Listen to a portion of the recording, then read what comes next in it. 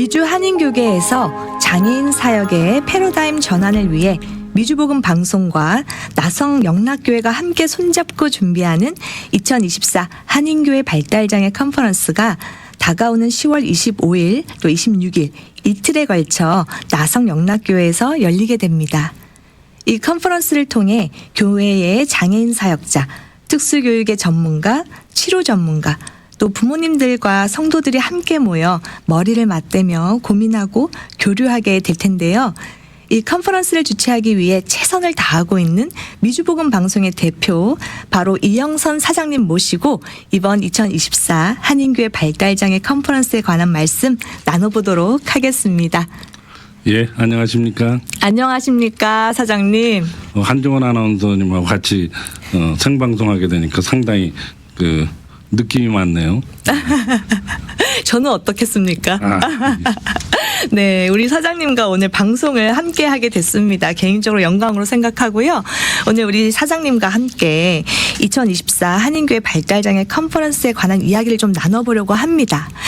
그 이야기에 앞서서 기억하세요? 벌써 열흘 지났는데요. 열흘 전에 공개 헌금의 날이 있었습니다. 예. 그때 정말 우리 남가주 성도님들이 정말 큰 지지와 사랑 그리고 또 하나님의 은혜를 체험하는 날이었습니다. 매년 쉽지 않은 상황인데 공개 헌금 때마다 큰 은혜를 체험하거든요. 우리 사장님의 소감이 좀 궁금합니다. 예, 제가 사장으로 섬기면서 8번째 공개헌금을 했는데 네네. 공개헌금이라는 게 매번 할 때마다 새롭습니다. 매번요. 예, 그리고 진짜 기도하지 않고는 감당하기 어렵고 근데 참 저희가 계획한 것보다는 항상 조금씩 더 채워주셨어요. 그래서 사실은 금년에는 특별히 상반기에 어려움이 많이 있었습니다. 네네. 그래서 참 염려를 했는데 진행하시는 목사님이 그러시더라고요. 숫자는 많은데 금액이 좀 작아진 것 같다. 그런 얘기를 했어요. 근데 전체적인 거는 뭐 작년하고 거의 동일하게 됐고 추가로 후원하시는 분들이 계시는데 생각보다는 추가 후원금이 좀 많습니다. 그래서 저희가 생각하기에는 아마 하나님께서 불쌍히 여기셔서 채워주셨다고 믿고 아마 이런 공개헌금을 통해서 복음방송의 어떤 사역의 정당성, 그다음에 정말 하나님께서 주신 소명을 저희가 잘 감당하고 있는지 하는 부분에 대한 것을 확인하게 돼서 정말 큰 감사를 드립니다. 아멘입니다. 8번째 참가하신 건데 할 때마다 새롭다 이렇게 말씀하셨거든요. 예. 네. 제가 사장이 되기 전에는 1년에 2번 했다고 그래요. 근데 이제 저희가 1년에 한 번으로 줄이고 상반기는 복음방송이 어떻게 우리 재정만 하나님께 간구드리냐. 이제 상반기는 우리가 청취자 우리 후원자들이 함께 한 마음을 합쳐서 나눔을 위한 실천을 하자. 그래서 우리 나눔온 캠페인을 상반기에는 합니다. 그래서 평균적으로 한 10만 불 정도, 10만 불. 물론 재난이 있었던 투르키 재난이나 이런 때는 그건 특별한 상황이기 때문에 네네. 그보다 훨씬 많은 후원을 하셔서 그걸 저희가 사용하는 재정이 아니기 때문에 그렇게 말씀하신 대로 투르키 현지에 다 제공하고 우크라이나 전쟁 때는 우크라이나 선교사님들한테 그 금액을 다 보내드렸어요. 근데 그렇지 않았을 때 금년 같은 경우에 한 11만 불 정도 수익금을 해가지고 그것을 이제 선교사님들한테도 계속적인 지원을 좀 했지만 특별히 저희가 감사하게 생각하는 게 포스펭귄이 5곳에서 시작해갖고 금리 11곳이 됐거든요. 맞습니다. 그러니까 물론 5천 불씩 지원하는 것이지만 5천 불씩 5만 5천 불을 지원하게 됐는데 그게 재정적인 지원만이 아니라 그 양반 정말 빚도 없이 그렇게 감당하시는 정말 커뮤니티를 위해서 헌신하시는 분들을 저희가 소개하고 그분들을 홍보해드리고 그분들의 사역을 알려드리는 것도 이 방송으로서 꼭 감당해야 될 사명이라고 생각을 합니다. 맞는 말씀입니다. 아까 하신 말씀 중에 사역의 정당성 그리고 하나님께서 맡겨주신 사명이라고 말씀해 주셨는데 정말 그에 준하는 일들을 지금 해나가고 있는 것 같습니다. 감사합니다. 미주복음 방송이 방금 말씀해 주신 것처럼 그 나눔홈 캠페인도 있었고요. 정말 굵직굵직한 일들을 하고 있어요. 나눔홈 캠페인을 통해서 어려운 이웃과 또 말씀하신 대로 커뮤니티에서 선한 일들을 감당하고 있는 단체들을 돕고요. 또 목회자들의 영성 회복을 위한 기도회도 준비하고 있고 또 중요한 이슈인 시니어 사역도 지금 하고 있습니다. 예, 바로 내일 세미나로 시작이 되는데 참 감사한 게 신학교가 그 부분에 대해서 이제 실질적인 참여를 하셨거든요. 그래서 시니어들을 위한 그 평생 대학원 개념이 도입이 됩니다. 남가주 아마 첫 시작인 것 같은데 네네. 앞으로 시니어들을 어떻게 다 고령화되는 교회 환경 속에서 시니어들이 얼만큼 그 성역화되느냐 하는 것이 아마 우리 미래 교회의 방향성 제시라고 믿습니다. 정말 지당하신 말씀인데요. 들으면서 미주복음 방송의 또 책임이 큰 것 같다라는 생각을 하게 됩니다. 사실 우리 방송의 또 정체성이 이 커뮤니티와 교계를 하나로 잇는 거잖아요. 그 미주복음 방송이 사실상 그 한인 크리스찬 언론사, 그러니까 언론하면 이제 신문, 라디오, TV 이렇게 나가잖아요. 네네. 인터넷 방송까지.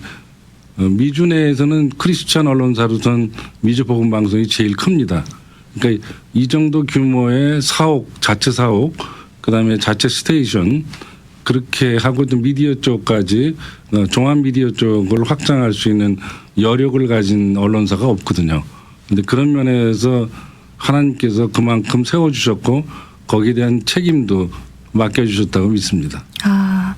거기에 대한 책임을 다하기 위해서 또 저희가 하루하루 매번 최선을 다하는 게 아니겠습니까? 직원분들한테 항상 미안한 게 이게 너무 많잖아요. 사실 솔직히 말해서.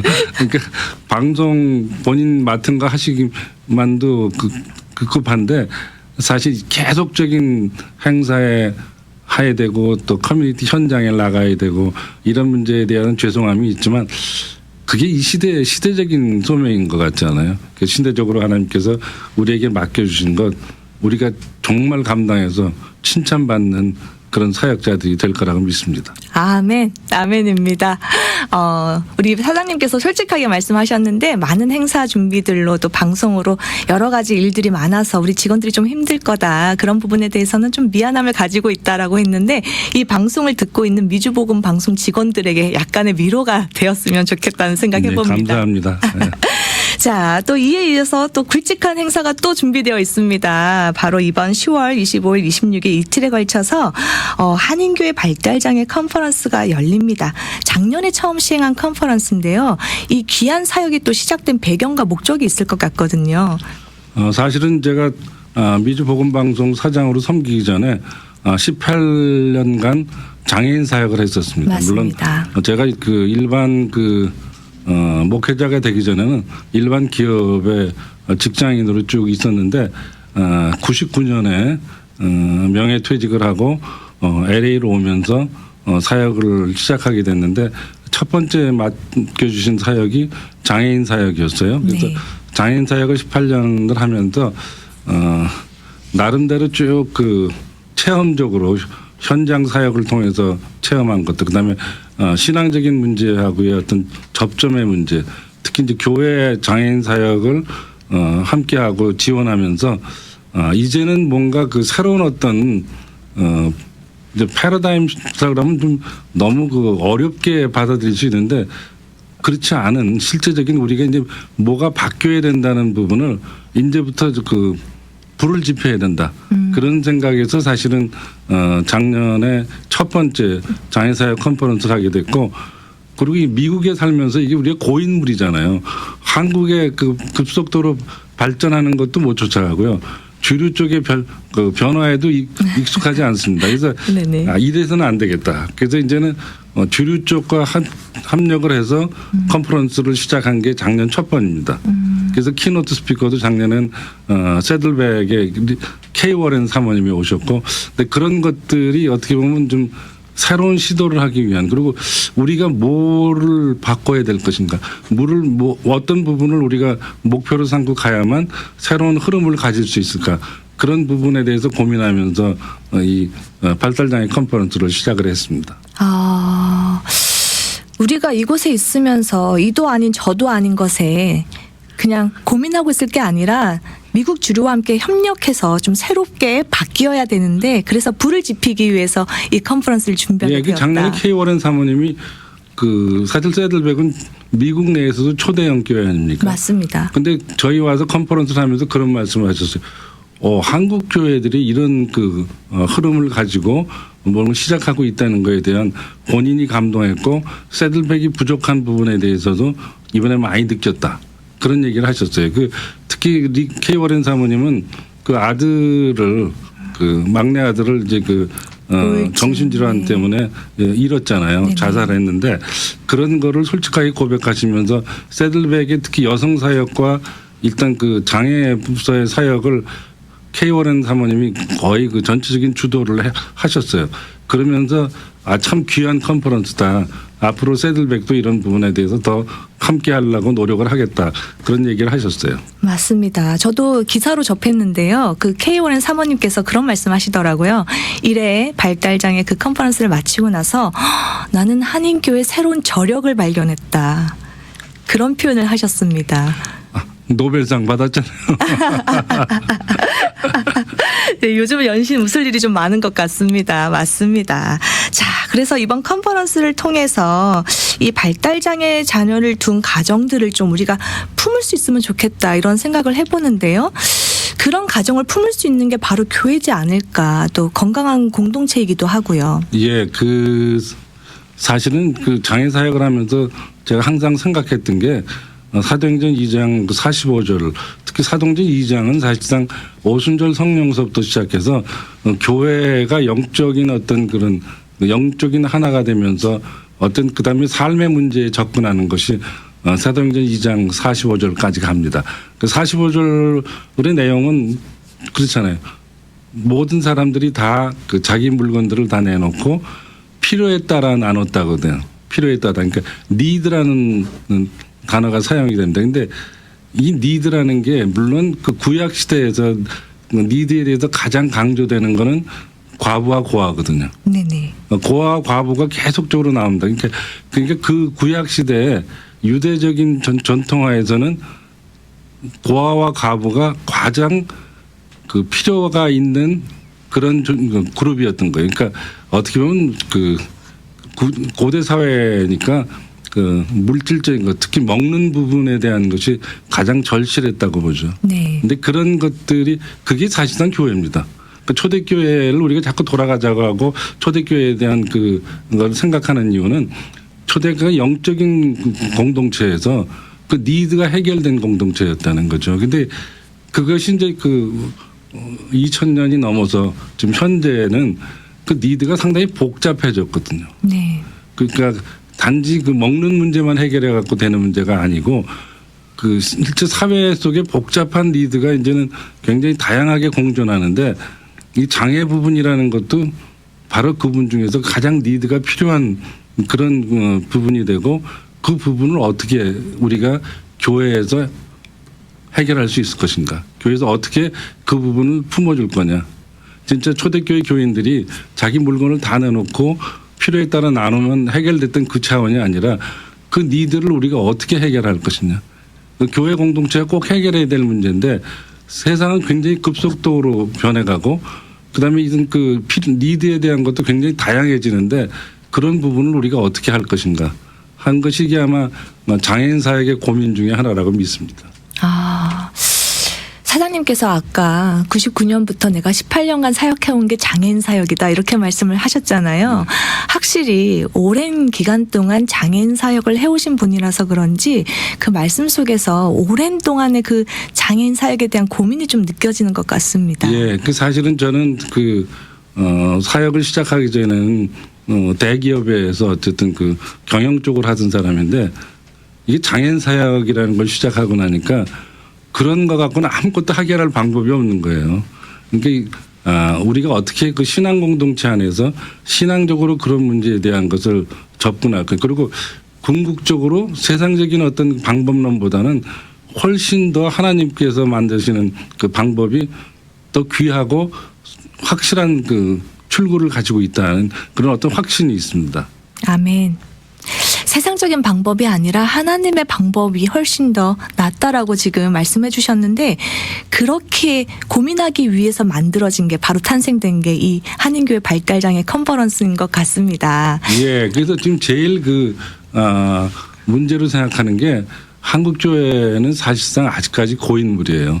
왜냐하면 한국의 변화도 우리가 제대로 가져오지 못했고, 그 다음에 이제 주류 사회의 문제에도 어쨌든 우리가 제대로 따라가지 못하는데 거기다 세대 간의 격차가 또 있습니다. 그러니까 아직은 우리가 이제 교회는 특히나 지금 1세 중심이잖아요. 아직까지 1세 중심인데 1.5세, 2세들의 문제를 항상 생각할 때 언어적인 문제라고 생각해요. 어떤 그런 차세 세대 간의 어떤 그런 문제점을. 근데 저는 언어적인 것보다는 문화적인 접근이 더 필요하다고 생각합니다. 네네. 그리고 거기에 신앙적인 부분이 가미되면 장애 사역을 하면서 사실은 예전엔 장애 사역의 중심이 지체 장애인이나 그렇게 하고 지금도 큰 교회들, 오래된 교회들은 장애 부서에 가면은 친구들이 나이들이 저희는 보통 이제 장애인들을 친구라고 부르는데 그 친구들의 나이가 굉장히 높아요. 지금 아마 오래된 교회들은 아마 40대, 50대 이럴 겁니다. 맞습니다. 그래서 네네. 근데 문제는 1세 때까지만 해도 건강한 사람들이 이민을 주로 왔거든요. 근데 이게 이제 1.5세, 2세에 가면은요, 주류에서 발생하는 장애 퍼센티지하고 비슷하게 갑니다. 그러니까 이게 문제는 달라진다는 거예요. 그 대상이 달라진다는 거고, 사실 제가 99년에 LA 오면서부터 관심을 가면서 이제 자폐, 특히 발달장애 자폐 쪽을 살펴봤는데 그때만 해도 유엔 통계가 10,000명에 하나 2명이 될 수도 있다 이런 정도의 분위기였는데 네네. 지금 25년 가까이가 지나가면서 지금 이제 100명에 하나라는 건 거의 공식화됐거든요. 근데 어떤 자료에서는 50명에 하나로 육박한다는 얘기도 나오니까 그 변화의 속도는 엄청나게 빠르게 증가하고 있는 거예요. 빠르게 증가하고 있는데 그거에 대해서 우리가 제대로 대처를 못하고 있다는 거죠. 그러니까 교회도 그런 부분에서 1.5세, 2세 차세대들이 교회 안에 들어오지 않는다고 염려를 하는데 차세대들의 니드를 우리가 확실하게 확인하고 그 문제를 해결하려고 같이 노력했느냐는 그런 질문을 가지게 되는데 제가 보면 아직도 많이 미진하다고 생각하거든요. 그러면 1.5세, 2세들의 장애 자녀를 가진 굉장히 발달 장애를 가진 부모님들이 이제 늘어나는데 그 부모들이 한 번이라도 1세들하고 그 문제를 오픈하고 같이 공감을 가지고 서로 협력하려고 노력한 그런 기회가 있었냐 하는 거에 대해서는 아마 자문하는 게 우리가 자문해도 정말 그런 기회를 너무 안 줬다 이렇게 되는 겁니다. 맞습니다.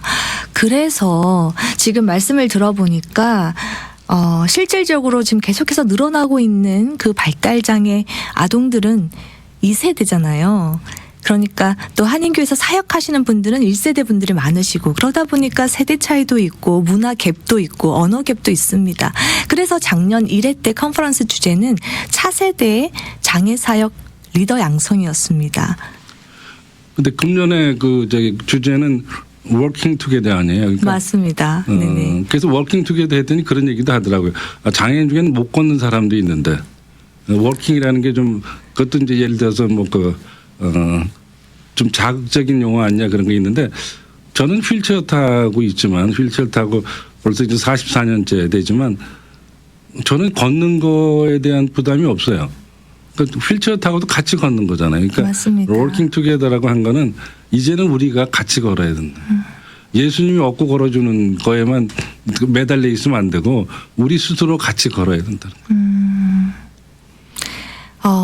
그래서 2회 주제는 Walking Together in Christ인데요. 말씀하신 대로 교회 안에서 장애가 있는 사람 또 장애가 없는 사람 또 이 커뮤니티에 속해 있는 모든 이가 함께 주님 안에서 같이 걸어가는 게 중요하겠다라고 생각됩니다.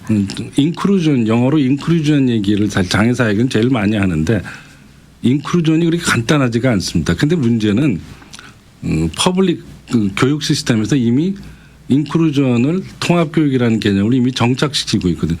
그게 한 20년 전부터 이게 나왔는데 이제는 그것이 당연하다는 단계로 가고 있어요. 그러니까 인클루전이 보니까 이제 같이 걷지 않으면 안 되는 거예요. 근데 교회는 그거에 대한 준비가 거의 안 돼 있다고 지금 하는 것이 현실입니다. 그러니까 어떻게 이번 컨퍼런스 통해서 그런 부분에 대해서 우리가 어떻게 하면 체인지 마인드하고 어떻게 하면 패러다임이라는 거창한 단어를 붙이지 않더라도 우리 생각이 좀 바뀌어야 된다는 거죠. 생각이 바뀌면은 효과적인 접근성의 문제를 접촉점을 찾을 수가 있다는 겁니다. 생각이 바뀌어야 된다 이렇게 말씀하셨는데 아주 간단한 얘기를 해드릴게요. 작년 컨퍼런스 때 에피소드가 있습니다. 그런데 그 김태형 목사님의 ANC 온누리교회 김태형 목사님 그 따님이 그 장애를 가지고 있거든요. 네네. 근데 그 작년 그 컨퍼런스 때 이제 K 워렌 사모님이 그 목사님 따님이라고 하고 하니까 그 이름이 호프인데 호프가 참 괜찮은 자매예요. 장애를 가지고 있지만. 근데 호프 보고 그랬어요. Can I hug you? 그러니까 너 좀 안아보고 싶다고 얘기를 했는데 호프가 단호하게 노한 거야. 단호하게 노했는데 그 옆에 있던 그 김태형 목사님이 너무너무 당혹하죠. 그 K 워렌 목사님이 정말 사랑하는 마음에서 호프 안아주고 싶어 했는데 호프가 또 단호하게 노했다는 거예요. 그래도 그거를 이제 그렇게 하고서는 그 장애 사역자들하고 이제 그 ANC 오늘 사역자들하고 그 얘기를 하니까 장애 사역자가 목사님 무슨 얘기 하시는 겁니까? 호프한테 맨날 가르치는 게 자기 의사를 예스 노를 분명히 하라고 가르치는데 호프는 싫으면 싫다고 얘기를 해야 되는데 싫다고 얘기 안 하면 더 불이익이 가고 피해가 갈 수 있는데 케이오렌 사모님이 그렇게 물었을 때 자기의 원치 않는 걸 원치 않는다고 얘기한 거는 아주 정상적인 거고 당연히 그래야만 한다고 계속적으로 가르치고 있는데 아버지인 목사님이 그렇게 얘기하시면 어떡합니까? 근데 김태형 목사님이 그거에 굉장히 충격받으셨어요. 주일 설교 때 그 얘기 하셨어요. 그러니까 마음을 바꾼다는 게 뭐 그렇게 어렵게 생각하지 마시고요. 김태형 목사님이 장애 자녀를 가진 부모인데 그 자녀가 밖에 있는 사람으로부터 그런 그 요청을 받았을 때 노한 거가 우리 정서로는 한강 그 작가 노벨상 수상 작가에 대한 뉴욕 타임즈 평에 나오죠. 가부장적인 사고. 이 가부장적인 사고에 우리가 머물러 있거든요. 이게 왜냐하면은 유교적인 전통이라는 건 무시할 수 없는 겁니다. 한국의 정서상. 네네. 김태형 목사님도 잠시 이게 체면 뭐 예를 들어도 그다음에 그렇잖아요. 그것도 K 워렌 사모가 호프를 정말 사랑스럽다고 안아주겠다고 했는데 그거를 바꾸는 데서부터 그런 것이 바뀌어지는 게 그게 생각이 바뀌는 거고요. 그게 바뀌어지면 변화가 일어납니다. 아멘. 그러면은 틀린 것이 아니라 다른 것이라는 것이 인식이 되고 교회 안에서의 통합교육의 순수한 인클루전의 어떤 그런 계기가 시작이 되는데 이 장애사역 컨퍼런스의 중요한 부분이 장애사역자들, 장애 자녀를 가진 부모님들만의 컨퍼런스가 아니라 제가 계속 얘기하면 목사님들한테 교육 담당자들 보내주십시오. 교육 담당자들이 와가지고 우리가 생각을 바꾸면은 이렇게 인클루전 할 수 있겠다. 근데 그 인클루전이 우리 장애 친구들한테 플러스만 되는 것이 아니고요. 인클루전에 같이 참여하는 우리 일반 아이들이 그걸 통해서 변하거든요. 그게 우리가 하나님께서 원하시는 그게 하나님의 공동체예요. 그거만 하자는 거죠. 그거 하자는. 그러니까 우리가 조금만 생각을 바꾸고 우리가 진짜 노벨상 수상 작가의 작품 속에서 가부장적인 거를 뉴욕 타임즈가 언급하게 하는 그 상황만 넘어갈 수 있으면. 뭐든지 큰 것은 작은 것의 변화에서부터 시작하잖아요. 그러니까 김태형 목사님 작년 컨퍼런스 하시고 너무너무 본인이 제일 많이 은혜 받으셨다고. 그게 어떻게 보면 김태형 목사님이 새로운 크리스찬 공동체에 갈 수 있는 방향점을 보신 거예요. 새로운 터닝 포인트가 된 것 같습니다. 그렇죠. 네. 그래서 이번에 키노트 스피커를 모셨잖아요. 네, 맞습니다. 그런 게 그렇게 우리가 변해야 된다. 그 작은 것 같은 거 하나에서 변하면 우선은 그렇잖아요. 장애 부모가 아이를 데려왔어요. 교회 와서 주일학교에 좀 우리 아이 비슷한 또래 아이들한테 거기 좀 클래스 좀 넣고 싶다고 했을 때 그것을 받아들이는 자세가 어떻게 해야 되느냐 하는 부분부터 시작이 되는 겁니다. 그러니까 사전에 그것을 위한 교육과 그다음에 토론과 그런 것이 없이는 정말 받아들이기 어렵잖아요. 당장 저 아이 내 클래스에 들어오면은 이 주일학교 엉망될 텐데 이런 선입견을 가질 수 있잖아요. 그게 당연하거든요. 근데 그걸 어떻게 대처할 거냐를 노력해서 우리가 함께 하면은 이럴 때는 이렇게 하고 그 아이를 위해서 이런 걸 준비해 줄 수 있고 그럼 우리 장애 같지 않은 일반 아이들이 그거에 대해서 어떻게 하나가 되고 그러는 속에서의 어떤 답이 나올 수 있다는 거죠. 정말 작은 인식이 바뀌어야지 나중에 큰 것도 함께 할 수 있는. 그게 1.5세나 2세 부모들은요. 장애 자녀를 가진 부모들이 교회에 왔을 때 교회에서 그게 안 받아들이는 거를 도저히 이해할 수가 없는 겁니다. 그렇잖아요. 근데 학교를 데려가면 학교에서는 다 그렇게 그거를 받아들이고 그렇게 해주는데 적어도 신앙 공동체는 본인이 진짜 그 영적으로 하나 되기 위해서 신앙 공동체를 찾아왔는데 신앙 공동체는 우리는 준비가 안 돼 있습니다. 문을 딱 닫는다는 거죠. 왜 이번 컨퍼런스 주제가 Working Together in Christ인지 정확히 알 수 있는 지점인 것 같습니다. 오늘 사장님과 좀 열띠게 말씀을 나누다 보니까 벌써 시간이 다 됐습니다. 사실 30분으로 모자랄 줄 알았어요. 다음에 또 할까요? 근데 이런 거를 우리 방송을 들으시면서 우리가 조금만 노력하고 우리 조금만 변화되면은 정말 새로운 하나님이 원하는 공동체를 할 수 있다. 그것만 그렇지 하고 공감해 주시면은 컨퍼런스는 끝난 겁니다. 맞습니다. 아멘입니다. 이번 컨퍼런스를 통해서 발달장애 자녀를 둔 가정들이 교회로 발걸음을 옮기고 또 그 가정을 섬기며 포용할 수 있는 그런 교회가 또 그런 공동체가 되기를 소망합니다. 이번 컨퍼런스에 우리 많은 성도님들의 뜨거운 관심과 참여 부탁드리면서요. 오늘 인터뷰는 여기서 마무리하도록 하겠습니다. 오늘 함께해 주셔서 감사합니다, 사장님. 예.